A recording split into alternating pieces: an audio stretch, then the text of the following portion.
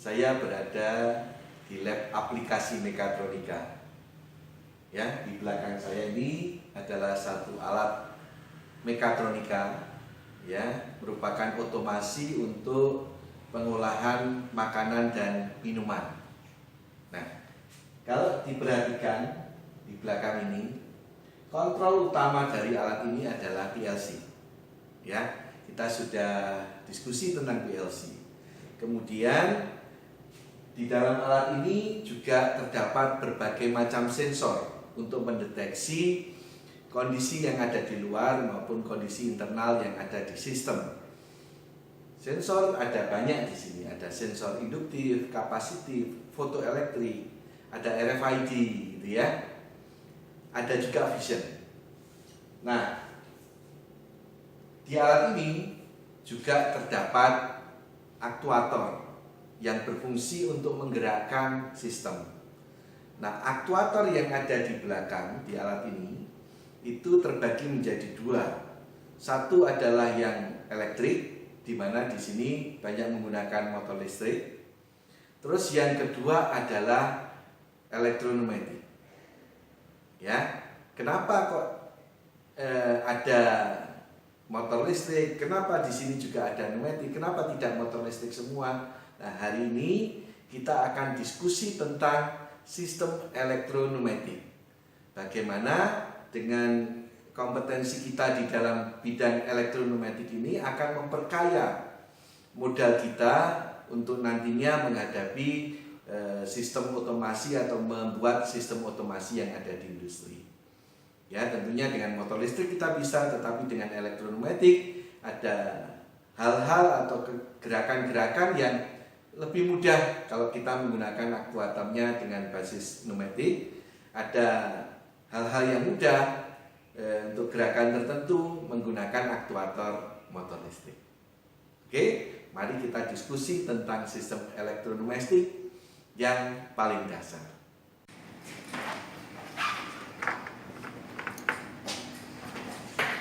Sistem elektroneumatik.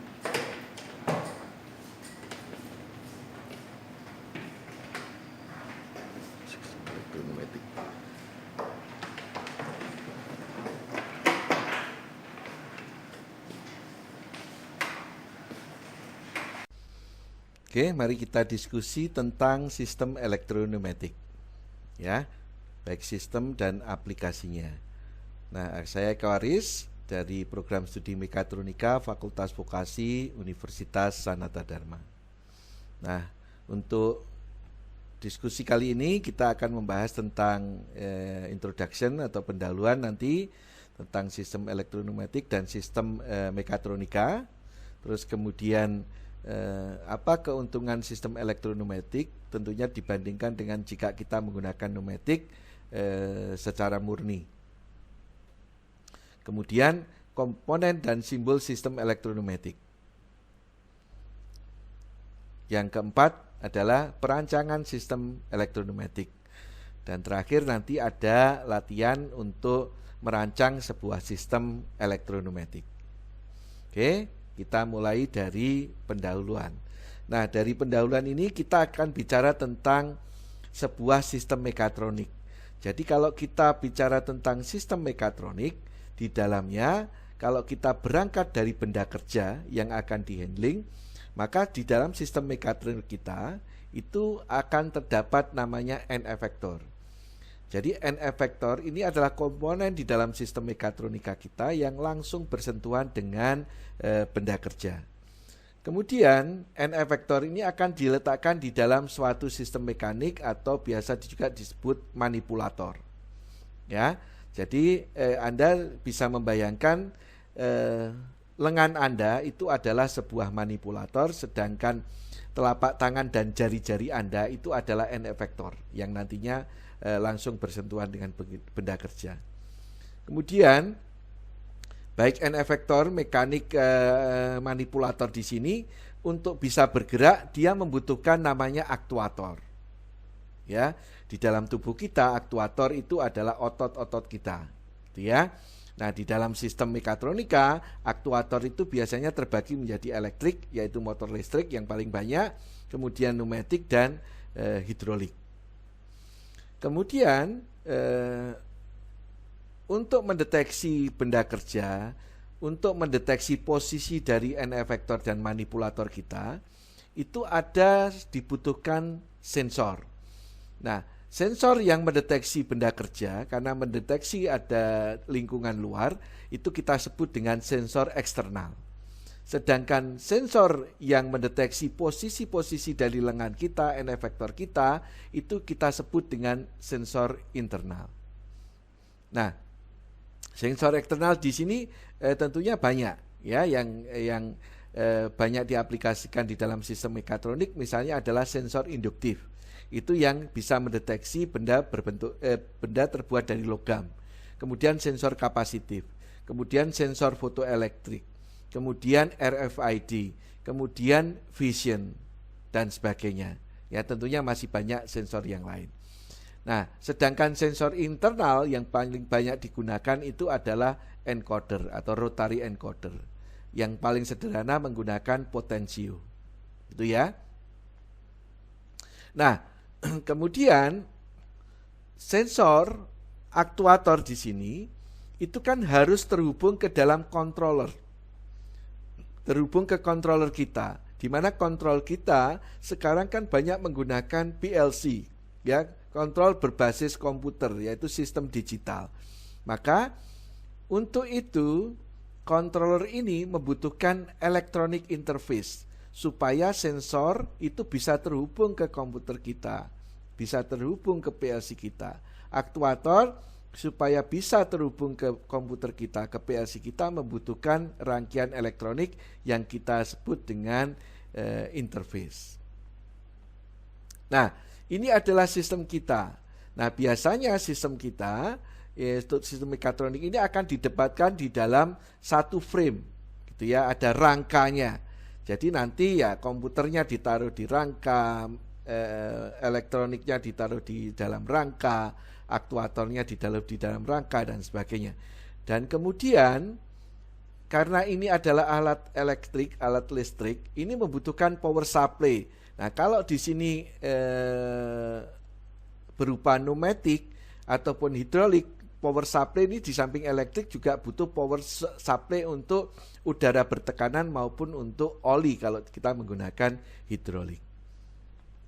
Nah, ada untuk interface, misalnya kita sebagai operator akan mengoperasikan, maka di situ ada namanya human machine interface, supaya kita bisa berinteraksi dengan sistem mekatronik kita. Dan yang terakhir, karena sistem mekatronik ini pasti tidak berdiri sendiri, di dalam industri nanti akan ada sistem mekatronik yang lain, kadang dibutuhkan komunikasi antar sistem. Nah, ini adalah konsep dari sistem mekatronik kita. Nah, saat kita bicara elektroneumatik, itu kita bicara ada di sebagian besar di posisi di aktuator di sini, ya.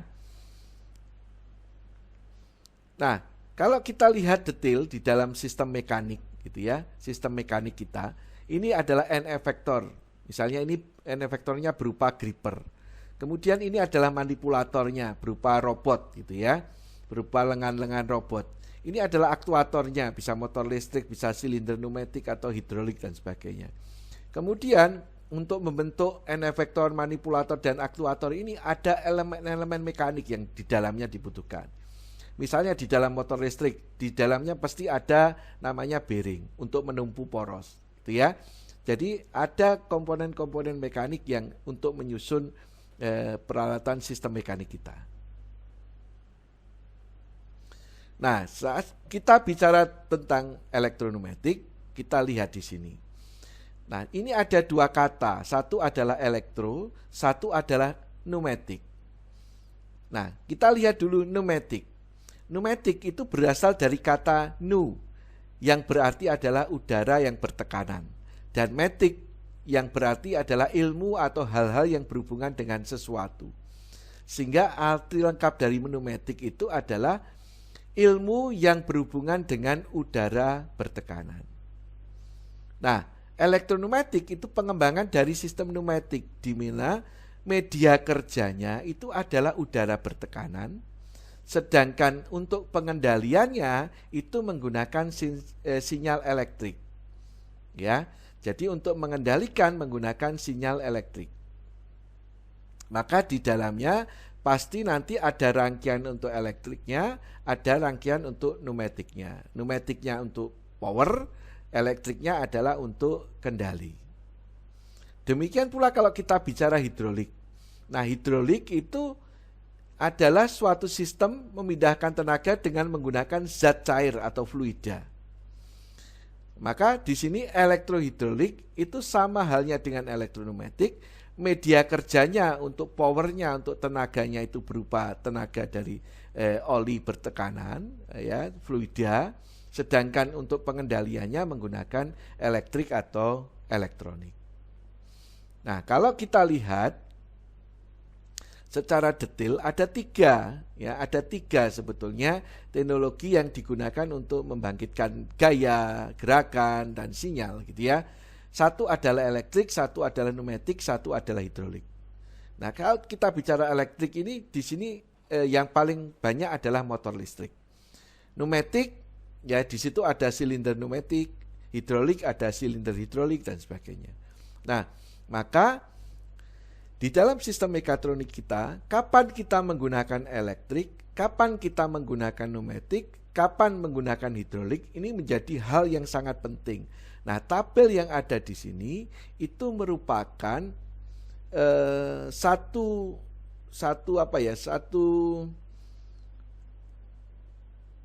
pembagian gitu ya, satu pembagian berdasarkan beberapa kriteria gitu ya.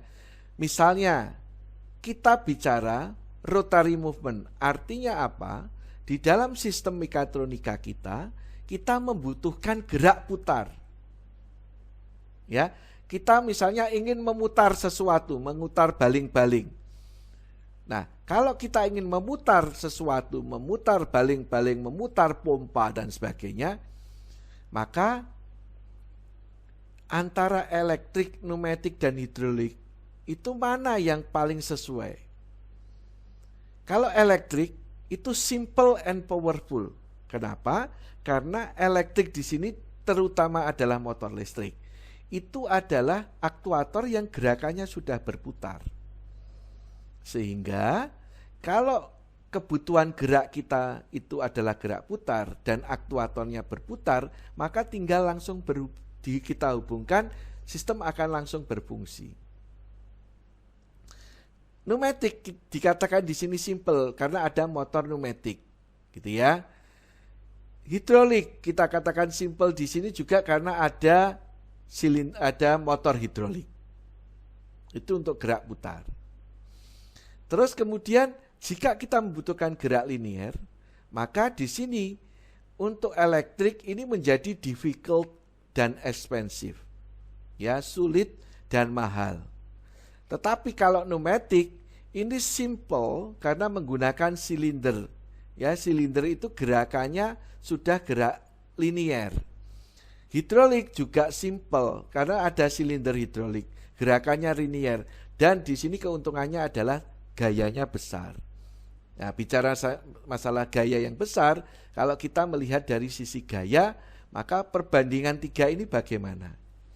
Jadi dengan menggunakan tabel ini minimal kita bisa mengerucutkan pilihan aktuator nanti yang akan kita pakai di dalam sistem kita itu apa. Nah, sistem mekatronik tadi yang sudah saya jelaskan untuk otomasi makanan minuman, di situ ada yang membutuhkan gerak putar, ada yang membutuhkan gerak linier, gitu ya. Nah, maka di situ ada yang menggunakan motor listrik, ada yang menggunakan silinder pneumatik karena ada gerakan linier, ada gerakan untuk putar. Nah, kalau kita bicara elektroneumatik ya dan elektrohidrolik, itu kalau kita bandingkan dengan pneumatik murni atau hidrolik murni, itu ya, elektroneumatik dan elektrohidrolik itu banyak keuntungannya. Misalnya, Kalau kita ingin mentransmisikan sinyal pada jarak yang sangat jauh, itu akan lebih efisien kalau kita menggunakan elektrik. Coba kalau kita ingin mentransmisikan sinyal itu pada jarak yang jauh menggunakan oli, ya fluida, atau menggunakan angin, maka akan butuh selang untuk mengalirkan itu pada jarak yang jauh dan itu biayanya mahal. Ya. Rugi-ruginya di dalamnya juga mahal. Maka sekarang pneumatik murni dan hidrolik murni ini banyak berganti menjadi elektroneumatik dan elektrohidrolik. Yang berikutnya, pada bidang kontrol atau pengendalian, sinyalnya itu elektrik. Maka kalau kita ingin mengendalikan sistem pneumatik kita, sistem hidrolik kita dengan menggunakan komputer, ya, di mana komputer itu basisnya adalah elektrik nanti sinyalnya, maka akan lebih mudah kalau sistemnya itu sudah elektroneumatik dan elektroneumatik. Karena untuk pengendalian yang kompleks akan menjadi lebih mudah. Ya, demikian pula kalau kita ingin prosedur kendalinya itu sangat kompleks, gitu ya. Maka kita kalau menggunakan pneumatik murni atau hidrolik murni ini akan kesulitan, sistemnya akan menjadi sangat rumit bahkan tidak bisa. Maka akan lebih mudah kalau kendalinya itu menggunakan komputer, ya. Maka di sini elektroneumatik akan menjadi hal yang lebih menguntungkan buat kita dibandingkan dengan pneumatik atau hidrolik murni. Nah, dan yang terakhir, kalau kita membutuhkan gerakan linier, di sini elektroneumatik dan elektrohidrolik ini lebih menguntungkan jika kita menggunakan elektrik murni, ya, karena dengan menggunakan pneumatik dan hidrolik kita mempunyai silinder yang bisa melakukan gerak linier. Oke, jadi dengan begini ini lebih diuntungkan kita menggunakan elektroneumatik atau elektrohidrolik dibandingkan dengan hanya pneumatik murni, hidrolik murni, ataupun elektrik secara murni. Oke, nah kenapa? Di dalam sistem mekatronik kita itu kadang kita membutuhkan pneumatik, kadang kita membutuhkan motor listrik. Karena apa? Di situ menjadi sistem menjadi efisien. Ada gerakan yang mudah dilakukan pakai elektrik, ada yang gerakan yang susah dilakukan dengan elektrik dan mudah dilakukan secara pneumatik ataupun hidrolik. Nah, kalau kita bicara masalah sistem pneumatik ataupun hidrolik, maka kita akan berhubungan dengan namanya hukum Pascal. Di mana kita tahu hukum Pascal itu tekanan yang ditimbulkan di dalam zat cair di dalam ruang tertutup itu diteruskan secara merata ke segala arah. Jadi tekanan di sini, dan tekanan yang ada di sini ini semuanya sama. Sehingga kalau kita bisa membuat perbandingan diameter di sini, diameter A1 misalnya ini lebih kecil, diameter A2 di sini besar, maka dengan menggunakan hukum Pascal di sini, rumus yang ada di sini, kita itu bisa menggunakan gaya yang kecil untuk mengangkat beban yang jauh lebih besar. Nah, di samping itu ada namanya persamaan kontinuitas. Jadi saat cairan melalui suatu pipa dengan diameter tertentu gitu ya, misalnya ini diameter besar, diameter kecil, maka dengan kalau debitnya itu yang mengalir sama, kita bisa menghitung kecepatannya tentunya akan berbeda, gitu ya. Di sini kecepatannya lebih rendah, di sini kecepatannya lebih tinggi, karena supaya bisa menjangkau dengan kapasitas yang sama yang ada di sini. Nah, ini yang harus kita perhatikan. Jadi nanti kalau kita ingin mendorong misalnya benda kerja dengan menggunakan silinder, kita bisa menghitung berapa diameter silinder yang dibutuhkan karena kita menggunakan tekanan angin tertentu sehingga kita bisa menghasilkan gaya menggunakan rumus yang ada di sini.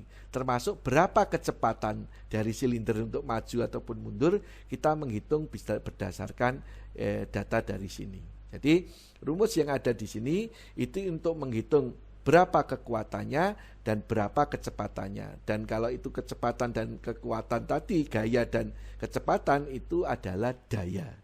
Gitu ya.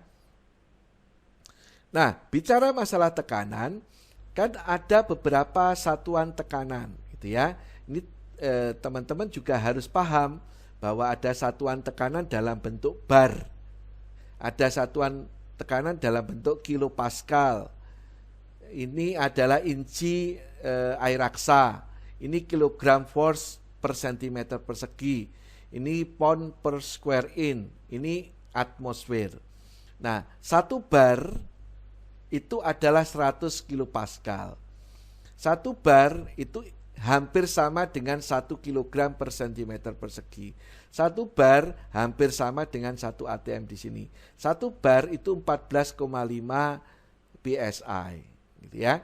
Nah, dengan begini kita juga akan bisa mengkonversikan nantinya dari satuan bar ke satuan pascal, dari pascal ke bar dan sebagainya. Nah, ini harus dipahami karena nanti di dalam alat kita itu ada yang menggunakan satuan dalam bentuk bar, ada yang menggunakan satuan dalam bentuk pascal, ada yang menggunakan satuan dalam bentuk psi atau atmosfer. Nah, kita harus tahu dan kita harus bisa mengkonversikannya sehingga tidak keliru. Nah, yang berikutnya untuk introduction ini adalah terkait dengan bahasa komunikasi orang teknik. Ya, orang teknik itu senang menggunakan bahasa gambar atau bahasa simbol. Jadi, kalau kita menggambarkan suatu rangkaian elektrik, rangkaian elektronumetik, rangkaian motor listrik, maka itu semuanya digambarkan dalam bentuk simbol dan simbolnya itu sudah standar. Kenapa dengan simbol standar ini penting? Karena nantinya ini bisa digunakan di seluruh dunia karena dengan standar yang sama. Ada standar internasional misalnya ISO, ada standar untuk di Jerman misalnya DIN, ada standar untuk di Jepang misalnya JIS dan sebagainya, ya.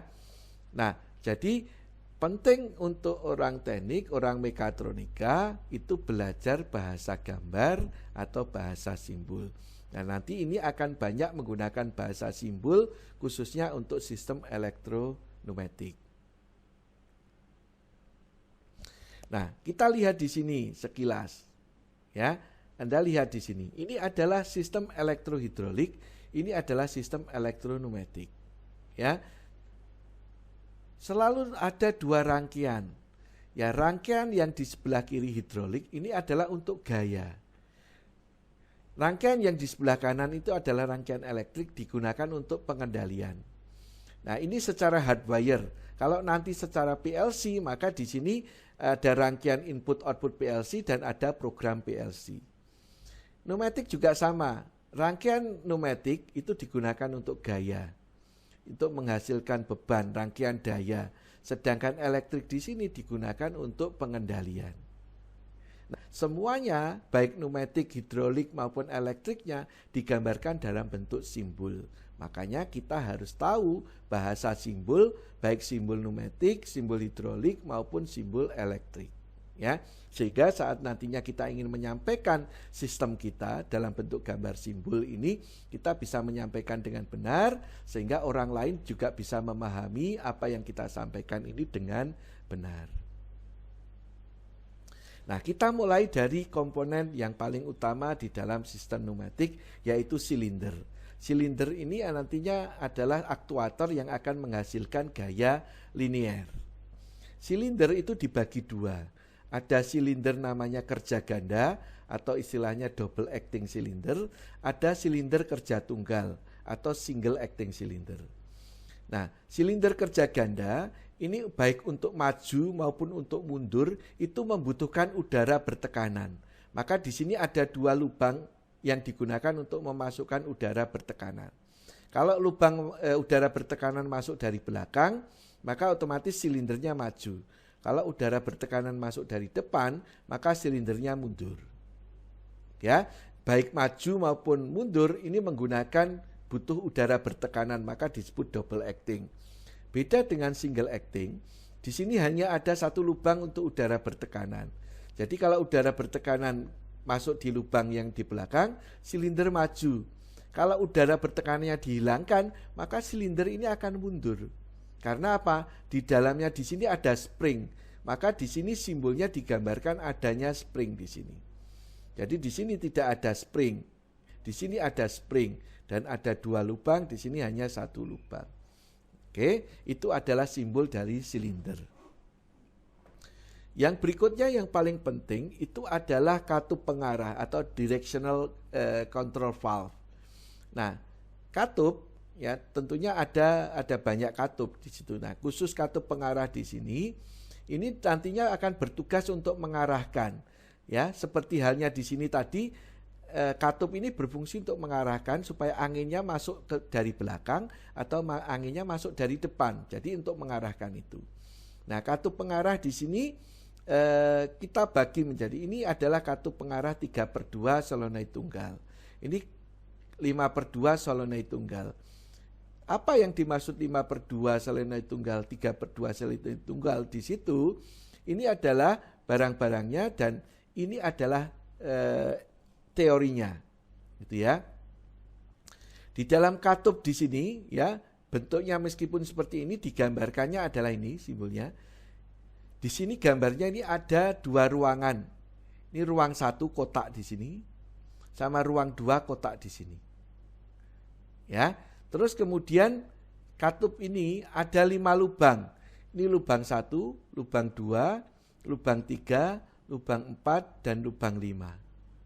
Ya, terus di katup ini ada 2 solenoid. Ini solenoid 1, ini adalah solenoid 2. Nah, maka bagaimana cara kita menamakan katup ini? Kalau kita ingin membeli sebuah katup, saya membeli katup 5/2 solenoid ganda. Artinya saya membeli katup dengan 5 lubang, 2 ruang, dan solenoidnya ada 2. Maka disebut katup 5/2 solenoid ganda. Oke, begitu. Jumlah lubangnya dalam satu ruang itu 2. Jumlah lubangnya di dalam satu ruang itu 5, jumlah ruangnya ada 2, jumlah solenoidnya ada 2. Nah, bagaimana kalau di sini? Nah, di sini kita hitung ruangnya ada berapa? Ini 1, 2. Lubangnya ada berapa? 1, 2, 3. Solenoidnya ada berapa? 1. Berarti ada 3 lubang, 2 ruang, berarti 3/2 solenoid tunggal. Ya, jumlah lubangnya 3, jumlah ruangnya 2, jumlah solenoid 1. Maka ini adalah katup 3/2 solenoid tunggal. Nah, kemudian udara itu dihasilkan, udara bertekanan itu dihasilkan oleh kompresor. Nah, kompresor ini digambarkan dalam bentuk segitiga seperti ini.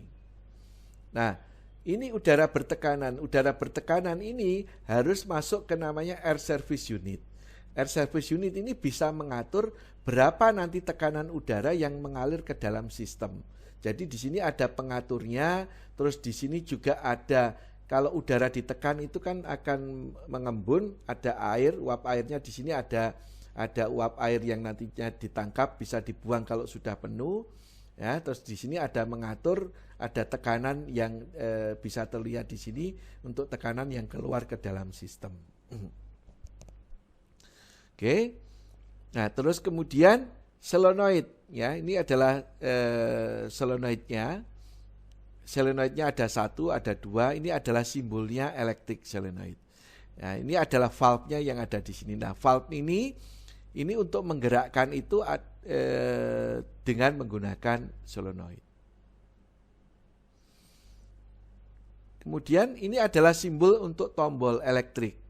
Ya, ini ada tombol normally open, push button, ini normally close, push button, ini detent, ini ada simbolnya, ada springnya. Jadi bedanya dengan push button apa? Kalau push button ditekan, dia akan terkontak, kalau dilepas maka dia akan terbuka kembali. Kalau detent, ditekan dia terkontak, kalau dilepas masih terkontak, kalau ditekan kedua kalinya dan dilepas baru dia akan terputus. Ada simbol pegas di sini. Ini untuk normally open, ini untuk normally close. Kemudian ini adalah simbol untuk sensor, ya. Ini adalah sensor induktif simbolnya, ini adalah sensor untuk magnetik, ya, mendeteksi magnet. Ini adalah sensor untuk fotoelektrik. Ada juga lagi simbol yang kapasitor, itu untuk sensor kapasitif. Nah, biasanya ada 3 kabel di sini. Ya, kabel 1 dan kabel 2 warna merah itu untuk positif, warna biru itu digunakan untuk negatif, sedangkan warna hitam itu adalah outputnya. Nah, outputnya itu dibagi menjadi ada 2 jenis.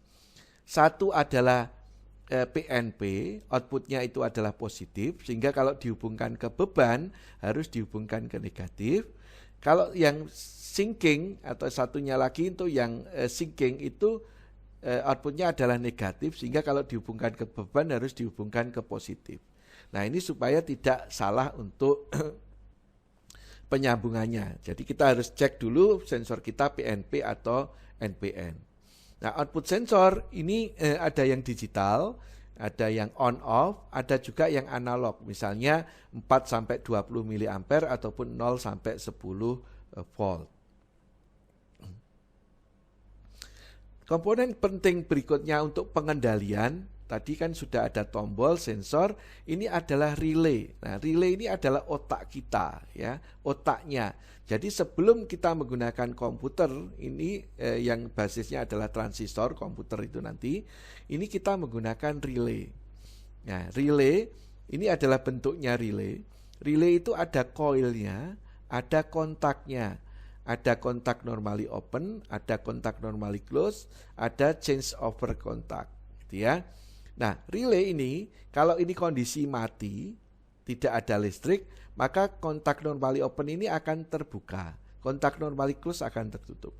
Kalau relaynya ini kita aliri listrik, yang terjadi kontak normally opennya di sini akan menjadi tertutup, yang normally close di sini akan menjadi terbuka. Begitu. Nah, ini nanti akan kita manfaatkan untuk pengendalian sistem kita. Nah, untuk mengendalikan sistem elektroneumatik atau sistem kendali dari elektrik di sini hardwire, itu ada kendali logika dan ada kendali sekuensial. Nah, di dalam sistem yang ada di industri umumnya itu adalah gabungan antara logika dan sekuensial. Di dalam sebuah rangkaian itu kita mengenal namanya latching atau penguncian. Ini adalah satu rangkaian yang penting di dalam pengendalian kita karena kita akan bisa mengunci output itu tanpa harus menekan input secara terus-menerus. Jadi kalau kita melihat dari sini, ini adalah tombol start dan tombol stop. Jadi kalau tombol start ini saya tekan, maka aliran listrik mengalir dari 1 menuju ke 0 volt yang ada di sini, ya. Nah, di sini sehingga K1 relay itu akan hidup, ya. Ini adalah koilnya. Nah, kalau koil hidup ini adalah karena namanya sama dengan K1, ini namanya K1, maka K1 yang ada di sini ini akan tertutup, ya. Karena K1 ini adalah kontaknya dari relay K1 di sini. Nah, karena K1 di sini sudah tertutup, maka aliran listrik juga mengalir dari 2 menuju ke sini. Nah, maka kalau tombol start ini saya buka, maka apa yang terjadi? Listrik masih tetap mengalir dari 2 menuju ke 0 volt di sini. Sehingga K1 di sini akan tetap menyala meskipun tombol start sudah kita tekan lagi. Nah, rangkaian ini adalah rangkaian penguncian. Nah, akan mati jika tombol stop ini ditekan. Gitu. Nah, mari kita mulai dari latihan, ya. Oke. Nah, di sini ada 3 soal yang akan kita kerjakan. Nah, jadi di sini nanti kita harus membuat rangkaian elektroneumatik. Berarti ada rangkaian elektrik, ada rangkaian pneumatik. Rangkaian elektrik untuk kendali, rangkaian pneumatik untuk power atau untuk daya. Nah, kita harus bisa mengidentifikasi dari kasus yang ada. Misalnya kasus nomor 1, sebuah silinder pneumatik kerja tunggal. Nah, ini adalah pneumatik silinder pneumatik kerja tunggal. Berarti tadi yang ada springnya, maju dia butuh tekanan angin, mundurnya dia otomatis pakai spring, ya.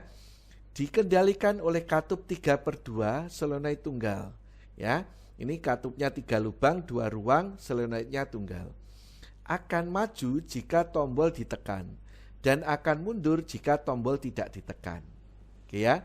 Berarti ada sebuah tombol di sini yang digunakan sebagai input. Sedangkan outputnya elektrik itu berupa solenoid. Maka kalau kita gambarkan di sini, kita identifikasi ini adalah single acting cylinder, ini adalah simbolnya. Ini adalah katup 3/2 solenoid tunggal. Ini adalah sumber angin bertekanan dan juga air service unitnya yang mengatur tekanannya. Ini adalah simbol dari tombolnya, tombol push button. Ini adalah timbul dari solenoidnya yang ada di sini. Ini elektriknya. Ya, ini adalah solenoid valve karena di sini ada solenoidnya, ada valve-nya. Ya, solenoidnya ini disimbolkan, gambarkan simbol secara elektrik adalah seperti ini. Sehingga kalau kita gambarkan, ini adalah single acting cylinder, ini adalah solenoid valve, ini adalah sumber udara bertekanan. Kita masukkan di sini selangnya ke 1, kemudian dari sini kita masukkan ke 2, dan kemudian ketiga dibuang ke udara luar. Ini adalah simbol dari pneumatiknya. Nah, ini kita beri simbol Y1, artinya solenoidnya kita beri simbol Y1. Karena ini nanti akan berhubungan dengan Y1 yang ada di elektrik simbol. Nah, di sini ini adalah tombol normally open, ya. Ini adalah solenoid, ini kita hubungkan pakai kabel. Ini dari sumber listrik 24 volt, ini 0 volt. Jadi kalau tombol ini saya tekan, maka yang terjadi solenoid Y1 ini akan aktif. Kalau solenoid Y1 ini akan aktif, maka ini ruangannya akan bergeser. Ya, sehingga panahnya yang semula naik di sini ada di kiri ini menjadi ada di sini, sehingga udara mengalir dari 1 menuju ke 2 menuju ke belakang silinder, silindernya akan maju. Jika ini dilepas, solenoidnya akan mati. Kalau ini mati karena adanya spring di sini, maka ini akan mundur, akan kembali lagi panahnya menjadi seperti ini, aliran udaranya dari sini mengalir keluar sehingga silindernya mundur karena adanya spring, udara yang di belakang silinder akan dibuang ke udara luar. Ya, ini adalah untuk yang solusi nomor 1. Jika kita solusi nomor 2, sebuah silinder pneumatik kerja ganda, ya bedanya kalau ini kerja tunggal, kalau kerja ganda di sini biasanya pasangannya adalah dengan katup 5/2, ya.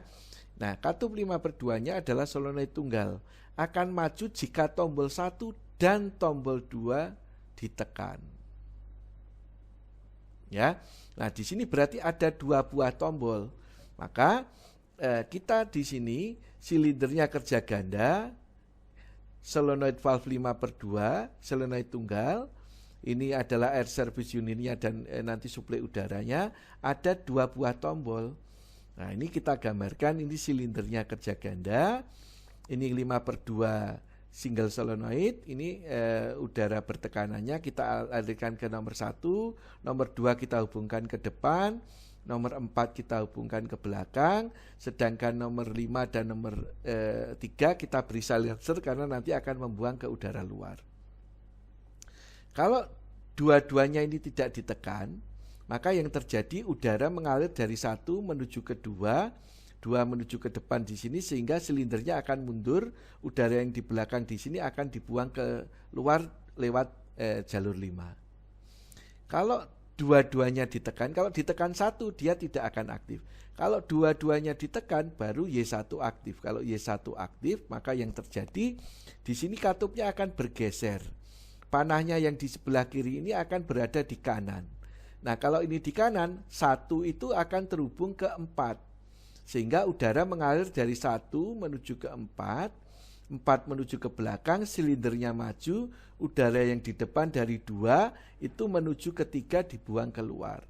Sehingga kalau ditekan dua-duanya silindernya maju, kalau ini dilepas salah satu atau dua-duanya ini ruangannya kembali lagi, panahnya kembali yang kanan di sini, satu mengalir ke dua, mengalir ke depan, silindernya akan mundur. Gitu ya. Nah, ini selalu ada rangkaian pneumatik, rangkaian elektrik. Ini sebagai kendali, ini sebagai daya. Nah, kalau nanti hidrolik ya ini adalah hidrolik, ini adalah elektrik. Elektriknya kendali, hidroliknya daya. Kalau sebagai motor listrik, maka motor listriknya di sini sebagai daya, elektriknya di sini juga sebagai kendali. Kalau kita menggunakan hardwire control, ya, hardwire control. Kalau kita menggunakan PLC, maka nantinya di sini adalah PLC, rangkaian input output dan program. Ya. Kita sekarang melihat yang nomor 3. Oke, sebuah silinder pneumatik kerja ganda lagi dikendalikan oleh 5/2 solenoid tunggal akan maju jika tombol 1 ditekan. Silinder akan tetap maju meskipun tombol 1 dilepas dan akan mundur jika tombol 2 ditekan. Berarti di sini ini adalah sistem untuk latching. Maka kita identifikasi komponennya. Di sini ada silinder kerja ganda, ini simbolnya, ada solenoid 5/2 single solenoid, ini simbolnya. Ini adalah air service unit atau gambar udara bertekanan yang disimbolkan ini untuk pneumatiknya. Untuk elektriknya ada 2 tombol, satu normally open, satu normally close. Kemudian ada relay ya, yang mempunyai 2 kontak di sini yang dibutuhkan. Ada juga solenoid di sini, ini adalah solenoidnya yang digunakan untuk nantinya mengaktifkan solenoid valve. Nah, ini kita buat rangkaian latching sehingga kalau ini ditekan K1 aktif akan terkunci di K1 di sini, K1 di sini tertutup, Y1-nya aktif, maka ini akan bergeser, silindernya maju. Kalau tombolnya dilepas, silindernya tetap maju karena K1 terkunci. Kalau tombol 2 ditekan, maka K1 mati, Y1-nya mati, ini akan bergeser karena adanya spring di sini sehingga silindernya akan mundur. Ya. Nah, di sini kita bisa melihat dari gambar yang ada di sini, ya. Tadi ini adalah sistem latching, kita bisa lihat ini simulasikan. Kalau ini saya tekan, ya. Lihat ini udara mengalir di sini dari 1 ke 2 ke depan sehingga silindernya mundur. Kemudian dari 4 di sini menuju 5 dibuang ke udara luar. Bagaimana jika tombol ini saya tekan? Maka yang terjadi K1 ini aktif, ini terkunci, K1 kontak ini akan aktif, mengaktifkan Y1 sehingga Y1 ini aktif, ini bergeser. Nah, bergeser sehingga udaranya mengalir dari 1 menuju ke 4, dari belakang menuju ke depan sehingga silindernya maju, udara dari depan di sini dari nomor 2 dibuang ke nomor 3. Gitu. Ya. Nah, kalau kemudian tombol 2 ditekan, silindernya akan mundur kembali. Ya. Jadi ini kita menggunakan software untuk simulasi sehingga lebih mudah. Untuk kita sebelum kita rangkai kita simulasikan dulu kalau di sini berfungsi, maka saat kita rangkai pasti juga akan berfungsi. Ini komponen-komponennya pneumatik, komponen-komponen hidroliknya elektriknya ada di sini, tinggal dimasukkan ke sini. Misalnya kalau saya ada lampu di sini, saya ingin tambahkan, gitu ya. Saya akan tambahkan lampu di sini, gitu ya. Jadi kalau nanti silindernya maju, lampunya nyala, saya tambahkan kontaknya di sini, misalnya gitu ya. Saya bisa tambahkan, ini saya hubungkan ke sana, ini saya hubungkan ke lampu, gitu ya. Terus ini saya hubungkan ke sini. Oke, sehingga full mengalir di sini. Ini saya harus beri nama K1 juga. Maka yang terjadi kalau kita simulasikan, gitu ya.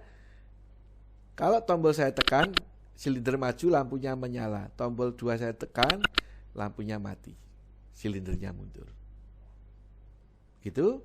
Nah, Saya kira itu yang bisa saya sampaikan terkait dengan elektronumetik. Nah, dengan pengetahuan kita dasar tentang elektronumetik ini, kita akan semakin fleksibel karena kita sudah mempunyai aktuator elektrik dan aktuator numetik yang masing-masing nanti bisa kita kendalikan baik secara hardwire maupun secara dengan menggunakan software dengan menggunakan PLC. Terima kasih, selamat belajar, semoga sukses.